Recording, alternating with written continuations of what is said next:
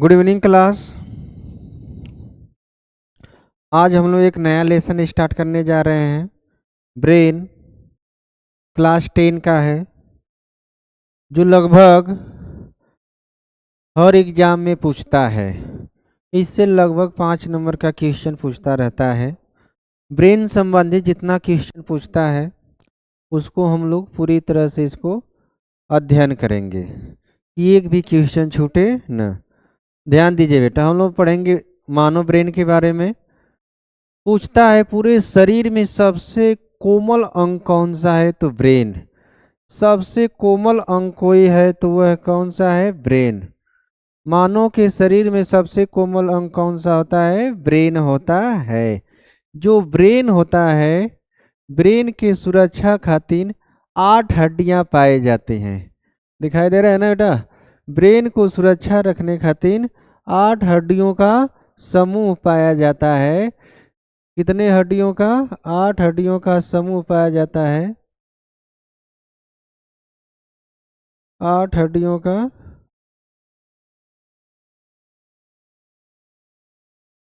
8 हड्डियों का समूह पाया जाता है। उन 8 हड्डियों को बोला जाता है क्रेनियम। 8 हड्डियों के समूह को बोला जाता है क्रेनियम। ये मान लीजिए मेरा ब्रेन है। ब्रेन को सुरक्षित रखने खातिर 8 हड्डियां पाई जाती हैं जो चारों तरफ से ब्रेन को घेरी रहती है। उस 8 हड्डियों के समूह को ही बोला जाता है क्रेनियम। क्या बोला जाएगा, क्रेनियम। 8 हड्डियों के समूह को क्रेनियम बोला जाता है। हिंदी में बोला जाता है कपाल। हिंदी में कपाल। उस क्रेनियम नाम की हड्डी के जस्ट नीचे, क्रेनियम नाम की हड्डी के जस्ट नीचे एक लेयर, एक झिल्ली पाई जाती है जो ब्रेन को सुरक्षा करने का कार्य करती है। पूछता है उस झिल्ली का नाम क्या है, तो उस झिल्ली का नाम है मेनिनजेज। झिल्ली का नाम क्या है, मेनिनजेज। उस ब्रेन का नाम है मेनिनजेज, जो ब्रेन को क्या करती है, सुरक्षा देने का कार्य करती है। झिल्ली जो, इसका 3 कार्य याद किए रहना इस समय। यह ब्रेन को भोजन देने का भी कार्य करती है, ब्रेन को ऑक्सीजन भी देने का कार्य करती है, और उसे बाहरी चोटों से रक्षा भी करती है। बाहर से अगर कोई चोट लग रहा है तो उसे रक्षा करने का कार्य करती है मेनिनजेज झिल्ली। ब्रेन बहुत कोमल अंग है, थोड़ा सा भी चोट लग जाने से व्यक्ति की मरने की संभावना होती है। झिल्ली में पूछता है झिल्ली मुख्य रूप से कितने भागों में बटा रहता है, तो मुख्य रूप से 3 ही भाग होते हैं इसके। बाहरी भाग को बोला जाता है ड्यूरामेटर। मेनिनजेज के मध्य वाले भाग को बोला जाता है एरेक्नॉइड। और सबसे आंतरिक भाग को बोला जाता है पाई मैटर। सबसे आंतरिक भाग को क्या बोला जाएगा, पाई मैटर। जैसे इधर ध्यान दीजिए, जैसे इसे हम समझा रहे हैं बेटा, इधर ध्यान दीजिए। जैसे मान लीजिए ये हम बना दिए ब्रेन। क्या बना दिए, ब्रेन। ब्रेन के हम 3 लेयर बना दे रहे हैं। ध्यान दीजिए, सबसे यह बाहरी जो लेयर है ब्रेन के सबसे बाहरी जो झिल्ली है मेनिनजेज, उसे बोला जाता है ड्यूरामेटर। ब्रेन के झिल्ली के सबसे बाहरी भाग को बोला जाता है ड्यूरामेटर। मध्य वाले भाग को बोला जाता है, ब्रेन के मध्य, झिल्ली के मध्य वाले भाग को बोला जाता है एरेक्नॉइड। और सबसे आंतरिक भाग को बोला जाता है पाई मैटर। तो झिल्लियां मुख्य रूप से 3 भागों में बटी रहती है, ड्यूरामेटर, एरेक्नॉइड और पाई मैटर। झिल्ली का 3 कार्य याद रखे रहना यहाँ पर। यह ब्रेन को भोजन देने का कार्य करती है, ऑक्सीजन देने का कार्य करती है, और बाहरी चोटों से क्या करती है, रक्षा करती है। कुछ ऑप्शन में क्वेश्चन पूछता है यहाँ पर है, तो थोड़ा सा ऑप्शन वाला क्वेश्चन देख लिया जाए। पूछता है ब्रेन का भार कितना होता है, तो ब्रेन का भार होता है 1300 से 1400 ग्राम। पूछेगा शिशु में ब्रेन का भार कितना होता है, तो शिशु में ब्रेन का भार होता है 370 से 400 ग्राम होता है। पूछेगा ब्रेन का आयतन कितना है, तो 1200 से 1500 सीसी होता है। इसमें किसी कोई प्रॉब्लम है? 3 क्वेश्चन 3 ऑप्शन में पूछता रहता है। ब्रेन का भार पूछता है, शिशु में ब्रेन का भार पूछता है, ब्रेन का आयतन कितना होता है पूछता है। ब्रेन किससे बना है, तो ब्रेन बना होता है 2 प्रकार के पदार्थों से। ब्रेन बना होता है 2 प्रकार के पदार्थों से बना होता है। ब्रेन के सबसे बाहरी जो पदार्थ होते हैं उसे बोला जाता है धूसर पदार्थ। क्या बोला जाएगा? धूसर पदार्थ। क्या बोला जाएगा? धूसर पदार्थ या ग्रे मैटर। ब्रेन का जो आंतरिक भाग जो बना रहता है, अंदर वाला भाग, ये वाला जो भाग बना रहता है, इसे बोला जाता है श्वेत पदार्थ। क्या बोला जाएगा? श्वेत पदार्थ, वाइट मैटर बोलते हैं। इंग्लिश में क्या बोलेंगे? White matter. ब्रेन दो पदार्थों से मिलकर बना होता है, धूसर पदार्थ और श्वेत पदार्थ। धूसर पदार्थ और श्वेत पदार्थ। इसमें किसी कोई प्रॉब्लम है तो बताइए। नहीं प्रॉब्लम है तो हम लोग आगे चल रहे हैं। आगे हम लोग देख रहे हैं ब्रेन के भाग। क्या देखा जाएगा? ब्रेन के भाग। ब्रेन के मुख्य रूप से 3 भाग होते हैं। ब्रेन के मुख्य रूप से कितने भाग? 3। ये आगे वाले भाग को बोला जाता है अग्र मस्तिष्क, ये बीच वाले भाग को बोला जाता है मध्य मस्तिष्क, ये पीछे वाले भाग को बोला जाता है पचस्थ मस्तिष्क। तो ब्रेन के कितने भाग होते हैं? 3।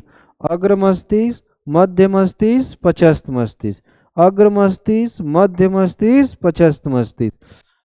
यहाँ पर देखो लिखा भी गया है अग्र मस्तिष्क, मध्य मस्तिष्क, पचस्थ मस्तिष्क। इंग्लिश में fore brain, mid brain, hind brain. तो हम लोग सबसे पहले देखेंगे अग्र मस्तिष्क के बारे में। किसके बारे में देखेंगे? अग्र मस्तिष्क, सामने वाले मस्तिष्क के बारे में देखेंगे।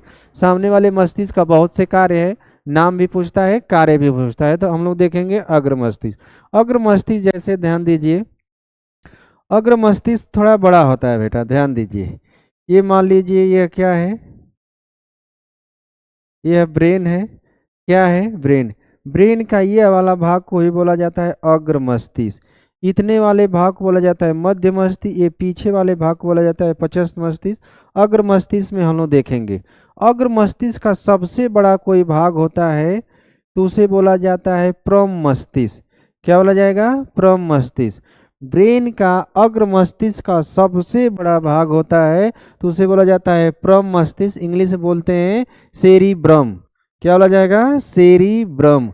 मस्तिष्क का 80% भाग होता है, अग्र मस्तिष्क का 80% भाग होता है। पूछेगा ब्रेन का सबसे बड़ा भाग कौन होता है तो सेरिब्रम होता है। क्या होता है? सेरिब्रम।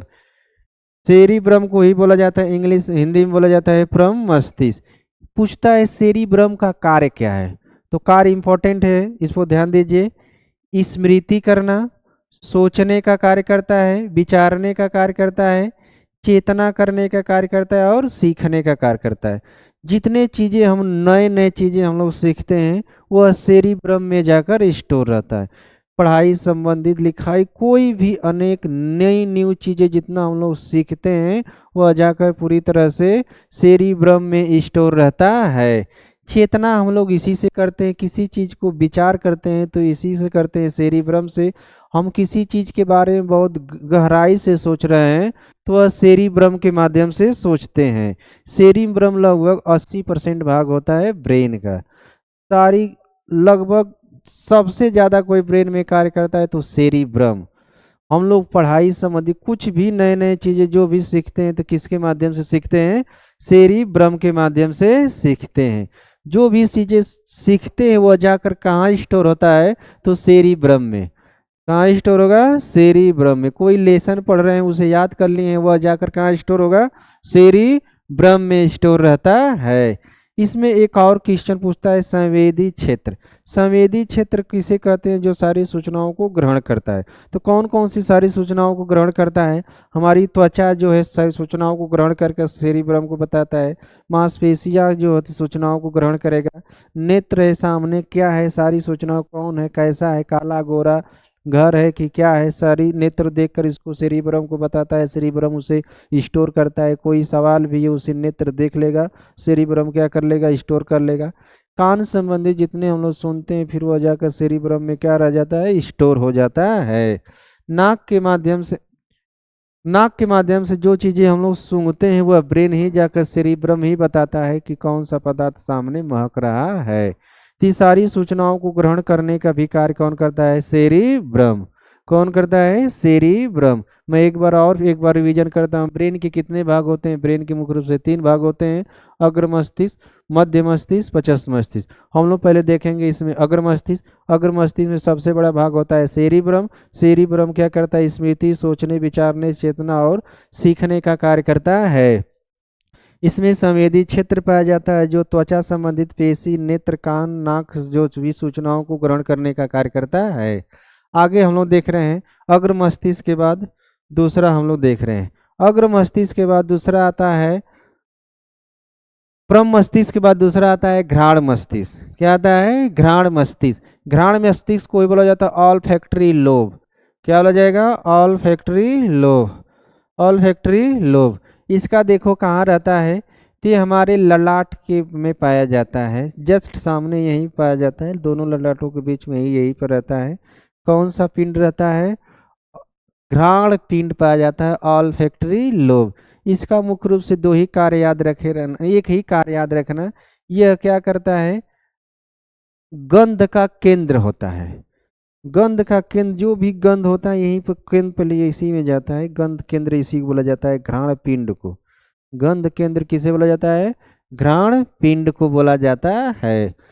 सबसे इंपॉर्टेंट जो अभी तक ले ज्यादा से ज्यादा पूछता है, डायनसिफेलान।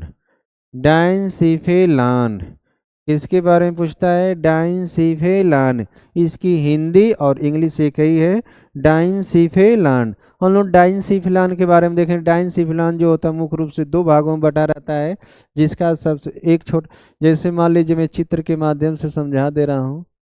जैसे मान लीजिए ब्रेन है, क्या है? ब्रेन। ब्रेन का मैं डायग्राम एक अलग पेज पे बना दूंगा।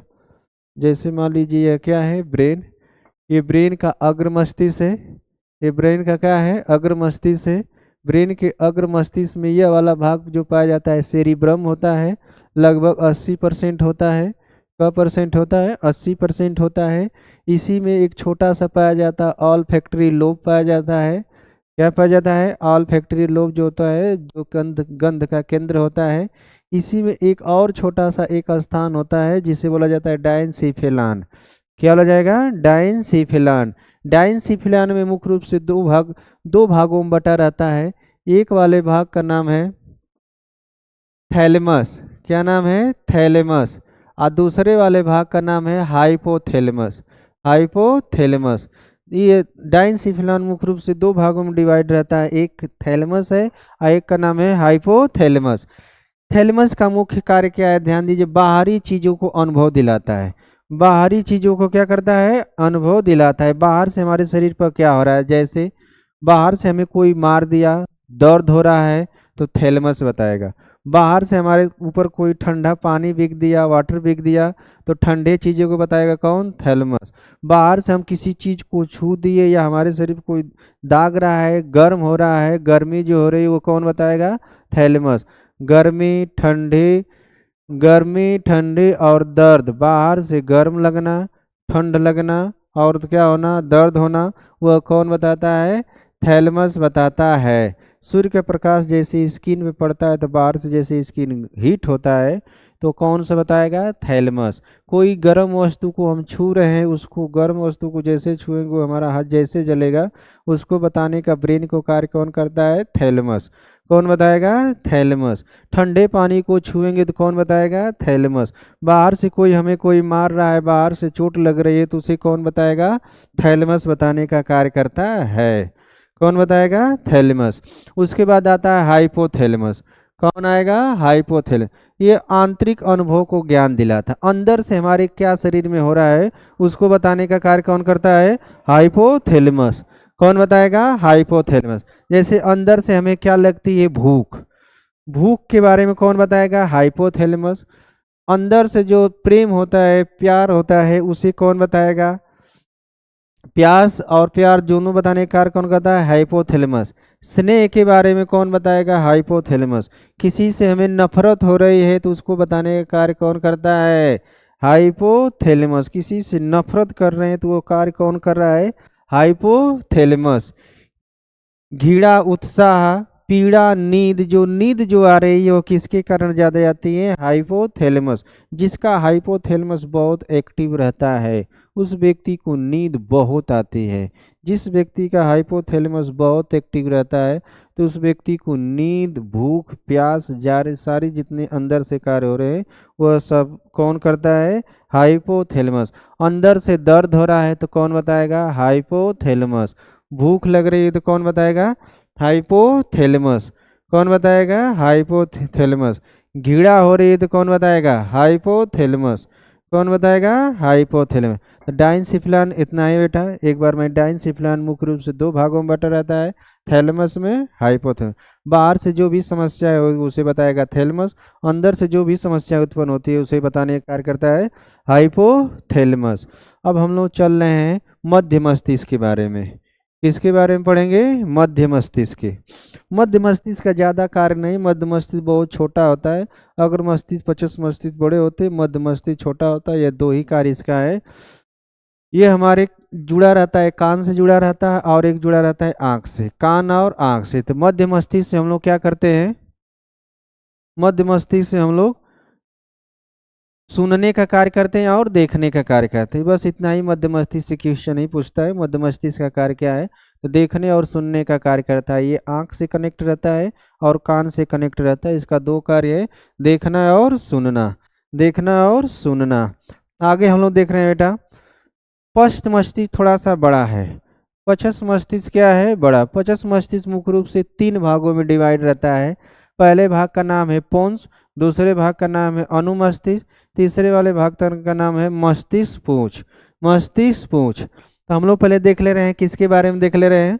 पोन्स के बारे में।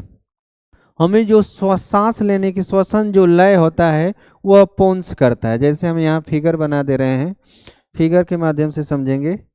जैसे ध्यान दीजिए, ये हो गया है, मान लीजिए यह ब्रेन है। क्या है? ब्रेन। यह ब्रेन का अग्र मस्तिष्क हो गया, यह ब्रेन का मध्य मस्तिष्क हो गया, यह ब्रेन का जो है पश्च मस्तिष्क हो गया, पीछे वाला मस्तिष्क। मध्य मस्तिष्क में एक छोटा सा भाग होता है जिसे बोला जाता है पोन्स। क्या बोला जाएगा? पोन्स। पोन्स का काम है वह श्वसन में लेने में मदद करता है। सांस की क्रियाएं, जितने सांस कितना लेना है, कितना सांस छोड़ना है, श्वसन में मदद करता है पोन्स। श्वसन के नियमन में कौन सहायता करता है? पोन्स करता है। उसी में एक पाया जाता है अनुमस्तिष्क। क्या पाया जाएगा? अनुमस्तिष्क। अनुमस्तिष्क को इंग्लिश बोला जाता है सेरिबेलम। अनुमस्तिष्क में क्या बोला जाएगा? सेरिबेलम। सेरिब्रम अग्र मस्तिष्क में पाया जाता है, सेरिबेलम जो पाया जाता है पश्च मस्तिष्क में पाया जाता है। सेरिबेलम किस में पाया जाएगा? पश्च मस्तिष्क में पाया जाता है। सेरिबेलम क्या कार्य क्या है? ध्यान से देखिए इधर, यह हाथ और पैर को नियंत्रित करता है। किसको नियंत्रित करता है? हाथ और पैर। हाथ और पैर को नियंत्रित कौन करता है? तो सेरिबेलम। हम दौड़ रहे हैं, इसे कौन नियंत्रित करेगा? सेरिबेलम। कौन नियंत्रित करेगा? सेरिबेलम। हाथ से लिख रहे हैं, इसे कौन नियंत्रित करेगा? सेरिबेलम। हम कूद रहे हैं, इसे कौन नियंत्रित करेगा? सेरिबेलम। खेल रहे हैं, उसे कौन नियंत्रित करेगा? सेरिबेलम। नाच रहे हैं, उसे कौन नियंत्रित करता है? सेरिबेलम। तो सेरिबेलम को तीन तीन चार वर्ड इंपॉर्टेंट है, याद रहना। खेलना, कूदना, नाचना। खेलना, कूदना, नाचना, ये कौन नियंत्रित करता है? तो सेरिबेलम। हाथ पैर को कौन कंट्रोल करता है? तो सेरिबेलम कंट्रोल करता है। हाथ पैर को कौन कंट्रोल करता है? सेरिबेलम। श्वसन को कौन नियंत्रित करता है? तो पोन्स। हाथ पैर को कौन नियंत्रित करता है? सेरिबेलम। खेलना, कूदना, नाचना, लिखना, ये कौन नियंत्रित करता है? सेरिबेलम। मध्य मस्तिष्क, पश्च मस्तिष्क के एक पीछे वाला भाग थोड़ा सा धंसा रहता है, उसे बोला जाता है मेडुला ओब्लेंगाटा। क्या बोला जाएगा? मेडुला ओब्लेंगाटा। सबसे कोमल यही होता है। मेडुला ओब्लेंगाटा पर चोट लग जाने से व्यक्ति की मृत्यु भी हो जाती है। जब कोई पीछे व्यक्ति यहाँ पर मारता है तो चोट बहुत तेजी से लगती है। तो मेडुला ओब्लेंगाटा, क्या नाम है? मेडुला ओब्लेंगाटा। मेडुला ओब्लेंगाटा का कार्य क्या है? ये अनैच्छिक क्रियाएं करती है। कौन सी क्रियाएं करती हैं? अनैच्छिक क्रियाएं करती है। अनैच्छिक और ऐच्छिक क्रियाएं किसे कहते हैं? ऐच्छिक क्रियाएं उसे कहते हैं जो हमारे बस में हो, जो वह अंग हमारे शरीर का जो हमारे इच्छा अनुसार कार्य करता है उसे ऐच्छिक बोलते हैं, और जो हमारे इच्छा अनुसार नहीं करता है उसे बोलते हैं अनैच्छिक। जैसे हाथ हमारे अनुसार चलेगा, पैर हमारे अनुसार चलेगा। बाकी कुछ शरीर में ये हमारे हाथ पैर जो है ऐच्छिक क्रियाएं करते हैं। बाकी कुछ ऐसे अंग है जो जन्म से मृत्यु तक हमेशा कंटिन्यू चलते रहते हैं, ऐसे अंग को बोला जाता है अनैच्छिक। जो जन्म से मृत्यु तक ही गति करते रहते, कार्य करते रहे, वो रुकते ही नहीं। जब वो कोई रंग रुक जाता है तो व्यक्ति की मरने की संभावना होती है। हमेशा हमेशा के लिए रुक जाता है तो व्यक्ति मर भी जाता है। तो कौन कौन से अनैच्छिक क्रियाएं करते हैं? जैसे हृदय का धड़कना, हृदय हमारा जन्म से मृत्यु तक ही धड़कता है, जब तक हम जिएंगे तब तक हृदय क्या रहता है, धड़कता रहता है। हृदय क्या करता रहता है, धड़कता रहता है। धड़कना मतलब ब्लड को पंपिंग करता रहता है, पूरे शरीर में ब्लड भेजने का कार्य करता है जो हृदय। जैसे मेडुला ऑब्लेंगेटा काम करना बंद कर देगा, हृदय जो है ब्लड को पंपिंग करना बंद कर देगा, जिससे व्यक्ति की मृत्यु होने की संभावना होती है। परिसंचरण उसे कहते हैं जब हमारे ब्लड जो नसों में बहती है तो उसे बोला जाता है परिसंचरण। क्या बोला जाएगा, परिसंचरण। इसे कौन कंट्रोल करता है, तो मेडुला ऑब्लेंगेटा। छींकना और खांसना, छींकना और खांसना ये कौन कंट्रोल करता है, मेडुला ऑब्लेंगेटा। हिचकी को कौन नियंत्रित करता है, मेडुला ऑब्लेंगेटा। जीभ की गतियां हम बोल रहे हैं कितने स्पीड से बोलेंगे, इसको कौन नियंत्रित करता है, मेडुला ऑब्लेंगेटा। तो मेडुला ऑब्लेंगेटा का इतना कार्य जो अनैच्छिक क्रियाएं करते हैं हमारे शरीर के अंदर, वो अंग जो हमारे इच्छा अनुसार नहीं कार्य करते हैं, वो कौन किसके अनुसार करते हैं, मेडुला ऑब्लेंगेटा के अनुसार। किसके अनुसार कार्य करते हैं, मेडुला ऑब्लेंगेटा। तो अनैच्छिक क्रियाएं समझ में आया कि नहीं। अनैच्छिक क्रियाएं किसे कहते हैं, शरीर के कुछ ऐसे अंग हैं जो हमारे इच्छा अनुसार कार्य नहीं करते हैं, जैसे हार्ट, लंग्स, आमाशय। खाना खा लिए तो हमारे इच्छा अनुसार पचेगा नहीं, वो खाना खा लिए तो पचना स्टार्ट कर देगा। लंग्स हो गया, हार्ट हो गया, लीवर हो गया, हमारे शरीर में आमाशय हो गया, छोटी आंत, बड़ी आंत, ब्लड की गतियां, इसे कौन नियंत्रित करता है, मेडुला ऑब्लेंगेटा। कौन नियंत्रित करेगा, मेडुला ऑब्लेंगेटा। कौन नियंत्रित करने का कार्य करता है, मेडुला ऑब्लेंगेटा नियंत्रित करने का कार्य करता है। चलो बेटा मैं एक बार और रिवीजन कर देना हूँ, फास्ट रिवीजन। ध्यान दीजिए इधर, हम लोग पढ़ रहे हैं ब्रेन लेसन, जो लगभग हर साल एग्जाम में पूछता है, लगभग 5 नंबर का। ब्रेन सबसे सबसे कोमल अंग को यह तो ब्रेन है। इससे सुरक्षित किसके हड्डियों की किस में रहता है, तो क्रेनियम नाम हड्डियों में सुरक्षित रहता है। कौन सी झिल्ली पाई जाती है, झिल्ली का नाम है मेनिनजेज। मेनिनजेज का काम है भोजन, ऑक्सीजन और सुरक्षा प्रदान करना। ब्रेन को भोजन देने का कार्य करेगा, ऑक्सीजन देने का कार्य करेगा और सुरक्षा देने का कार्य करता है। मेनिनजेज के बाहरी भाग को बोला जाता है ड्यूरामेटर, मध्य वाले भाग को बोला जाता है एरेक्नोइड बोला जाता है, और सबसे आंतरिक भाग को बोला जाता है पाईमेटर। ब्रेन का भार कितना होता है, 1300 से 1400 ग्राम होता है। शिशु में इसका भार होता है 370 से 400 ग्राम होता है। आयतन होता है 1200-1500 ग्राम होता है। ब्रेन का किससे बना होता है, तो 2 प्रकार के पदार्थों से बना होता है। सब ब्रेन का सबसे बाहरी पदार्थ को बोला जाता है धूसर पदार्थ, सबसे आंतरिक पदार्थ को बोला जाता है श्वेत पदार्थ। ब्रेन के कितने भाग होते हैं, ब्रेन के मुख्य रूप से 3 भाग होते हैं, अग्र मस्तिष्क, मध्य मस्तिष्क और पश्च मस्तिष्क। अग्र मस्तिष्क और मध्य मस्तिष्क और पश्च मस्तिष्क। हम लोग देखेंगे अग्र मस्तिष्क। अग्र मस्तिष्क में पहले हम लोग पढ़ेंगे प्रम मस्तिष्क। प्रम मस्तिष्क बोला जाता है सेरिब्रम। क्या बोला जाएगा, सेरिब्रम। ब्रेन का सबसे बड़ा भाग होता है यही सेरिब्रम। यह स्मृति, सोचने, विचारने और चेतना सीखने में यह क्या करता है, मदद करता है। यह संवेदी सूचनाओं को ग्रहण भी करता है, जैसे किसी त्वचा संबंधित सूचनाओं को ग्रहण करेगा, पेशियों संबंधित, नेत्र से हम क्या देख रहे हैं वो सारी सूचनाओं को ग्रहण करेगा, कान से क्या सुन रहे हैं वह सेरिब्रम स्टोर करता है, नाक से क्या सुन रहे हैं सारी सूचनाओं को स्टोर करने का कौन कार्य करता है, सेरिब्रम। कौन स्टोर करेगा, सेरिब्रम। हम लोग घ्राण पिंड के बारे में देख रहे हैं। घ्राण पिंड क्या होता है, गंध के बारे में बताता है। हम लोग देखेंगे डाइनसिफ्लान। डाइनसिफ्लान मुख्य रूप से 2 भागों में बटा रहता है, एक का नाम है थैलेमस, दूसरे का नाम है हाइपोथैलेमस। थैलेमस का काम है बाहरी चीज़ों को बताएगा, हाइपोथैलेमस जो है आंतरिक चीज़ों को बताएगा। घीड़ा किसके द्वारा होता है, तो हाइपोथैलेमस के कारण होता है। बाहर से हम कहीं जल रहे हैं तो कौन बताएगा, थैलेमस बताएगा। अंदर से दर्द हो रहा है तो कौन बताएगा, हाइपोथैलेमस। भूख लग रही है तो कौन बताएगा, हाइपोथैलेमस। कौन बताएगा, हाइपोथैलेमस। बाहर से कोई मुझे मार रहा है तो कौन बताएगा, थैलेमस। अंदर से दर्द हो रहा है तो हाइपोथैलेमस, बाहर से दर्द होगा तो थैलेमस, अंदर से दर्द होगा तो हाइपोथैलेमस। क्या हो जाएगा, हाइपोथैलेमस। उसके बाद देख रहे हैं हम लोग मध्य मस्तिष्क। मध्य मस्तिष्क में 2 कार्य याद रखना, देखने और सुनने में मदद करता है, देखने और सुनने में मदद करता है। पश्च मस्तिष्क के 3 भाग होते हैं, पोन्स होता है, अनुमस्तिष्क और मस्तिष्क पुंज। पोन्स इंग्लिश का पोन्स सही होता है, अनुमस्तिष्क को सेरिबेलम कहते, मस्तिष्क पुंज को बोला जाता है मेडुला ऑब्लेंगेटा। पोन्स का काम है श्वसन को नियमन करेगा, मस्तिष्क अनुमस्तिष्क का काम है खेलने, कूदने, नाचने में यह मदद करता है, अर्थात हाथ पैरों को यह नियंत्रित करता है।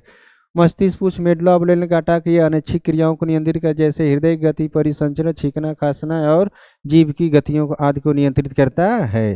बेटा आज के लिए इतना ही पढ़ा जाएगा। हम इसका सेकेंड पार्ट कल बना देंगे। यह एग्जाम में पूछता है, कल इसका फिगर के साथ बताया जाएगा। इसे किसी भी तरह याद कर लेना, इससे संबंधित कोई भी क्वेश्चन छूटेगा नहीं। 3 पार्ट में हम ब्रेन को कवर कर देंगे जो जो एग्जाम में पूछता है। लास्ट में हम 3-4 क्वेश्चन हल करा देंगे जो मोस्ट इम्पोर्टेंट है। आज के लिए इतना है बेटा। Goodbye, good night.